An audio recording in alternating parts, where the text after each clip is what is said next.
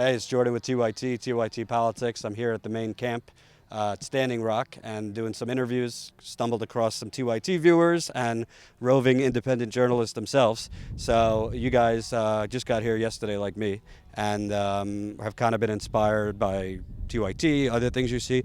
Talk to me about what brought you out here from Chicago, California and New York. We met up in Chicago, and we saw the coverage of the Native people and the police brutality, and we felt the need to come here.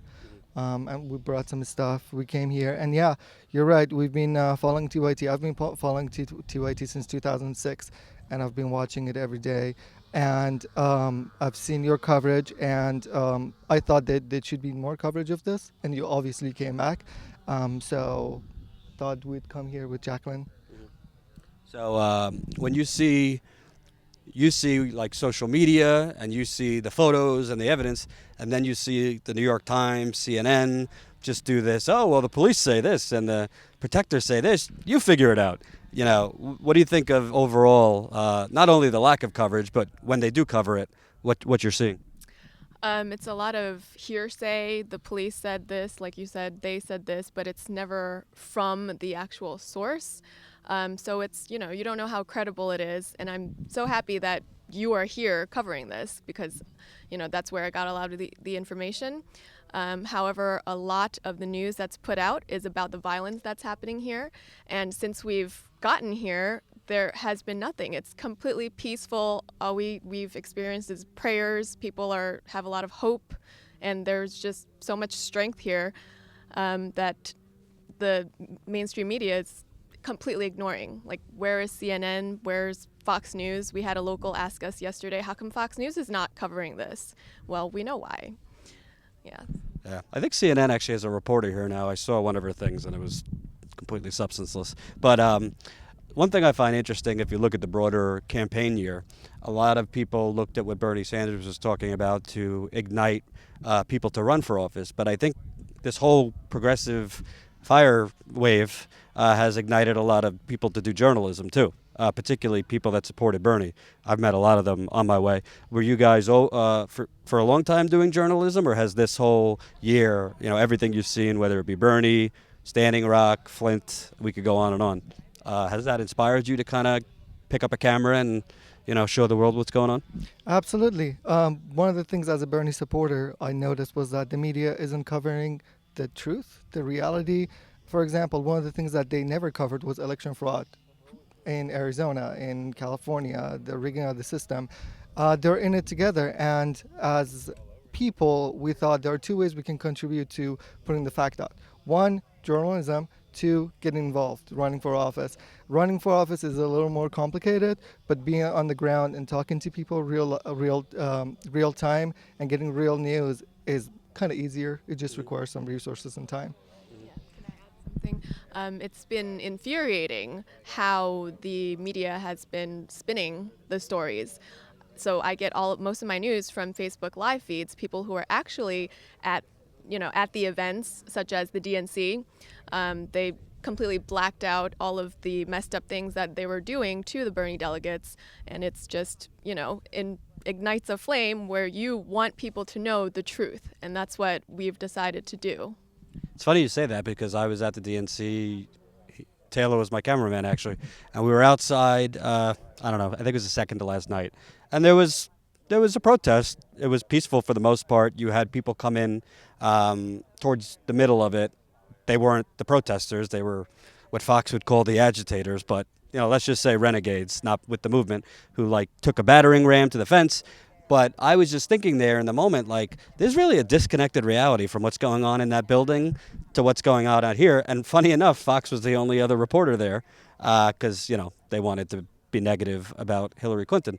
But there really is, when you look at the DNC or you look at here, what you actually see on TV in that instance was the Democratic Party coming together and this soaring speech by Hillary Clinton, whereas in reality, there's thousands of people on the streets right outside the building, and you don't get that picture.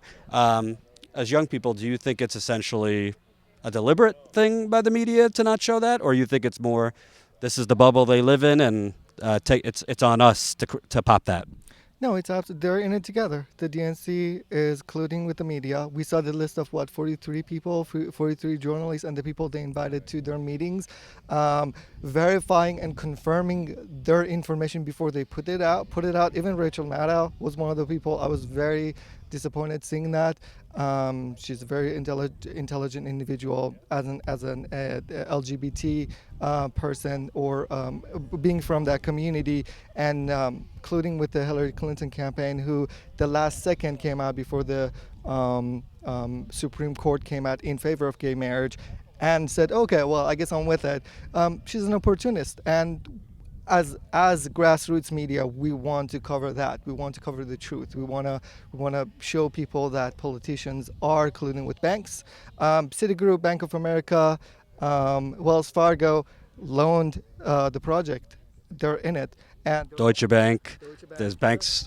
There's banks in Sweden apparently. yeah, Swiss Bank. You know, they talk a lot about the fact that there's not a diversity in politics. You know, you have a bunch of old white guys for the most part in Congress, in the Senate. There's also not a diversity in the media.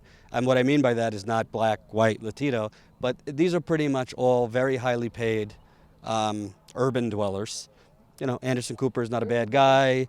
None of them are bad people. Well, some of them are bad people, but they're very disconnected from what's going on here. You watch Morning Joe, it's like being at a cocktail party at 6 a.m. They don't know what's going on here, nor do they care. So, broader picture, do you think part of the problem with media is when most of the elite media is in New York, D.C., these urban cities making decent money or very good money? Why would we expect them to really relate or care that much about what's going on at Standing Rock? I'm going to use the politician's phrase. "Oh, I met real America." They're not in real America. They're in their bubble. Be careful, you don't want to sound like Sarah Palin. That's true. They make millions of dollars. Obviously, they want their taxes cut. Anybody with a proposal to bring solar panels, solar energy, or renewable energy of any sort, they're like, "Well, where does the money come from? Why do you want to raise our taxes?" Then again, I kind of agree with not so much raising taxes, since 50% of what we pay in federal taxes goes to war, which the media doesn't cover. They failed to cover that part, and then they grilled Bernie Sanders on everything. "Well, you're communists. What are your connections with Cuba?" They're in a real, actual bubble. Washington, D.C., look at Obama. He surrounded himself by people from Citigroup, getting suggestions from Citigroup. And if you look at his cabinet, a lot of people who were suggested to him are on his cabinet.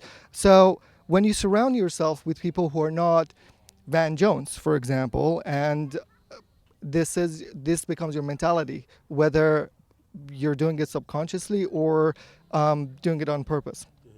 And lastly, I know you've only been here for a little while, but I think a lot of people, including myself, before all of this, I knew Native American history, I knew American history, but I wasn't actively thinking about it. You know, the Native Americans, I admit, were not in my mind. As a young journalist, young person, does this kind of put a spotlight, and you hope puts a spotlight when Standing Rock is over, whatever the verdict is, that media will cover the Native American plight, which is ongoing, it never stopped, whatever comes next after Standing Rock, and people will continue to care about the Native American struggle. Yes, we do wish that this is highlighting the struggles that Indigenous people face in America, have been facing.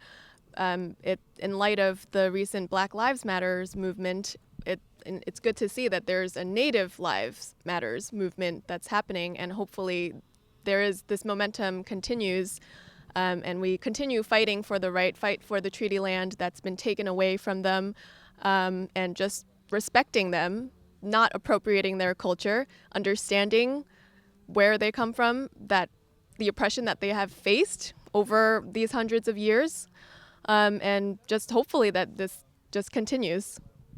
Shameless plug, where can people find your work? Facebook, Twitter, YouTube? Give us where we can find you. All, actually. Facebook, Twitter. Our handle at Twitter is Ava News, AAVA News. And you can find us on Facebook. It's Ava News, same thing. Yeah, and we have a YouTube channel which is not yet active. And we thought that this is one of the events that we should cover as our first coverage. All right, thanks guys, appreciate it.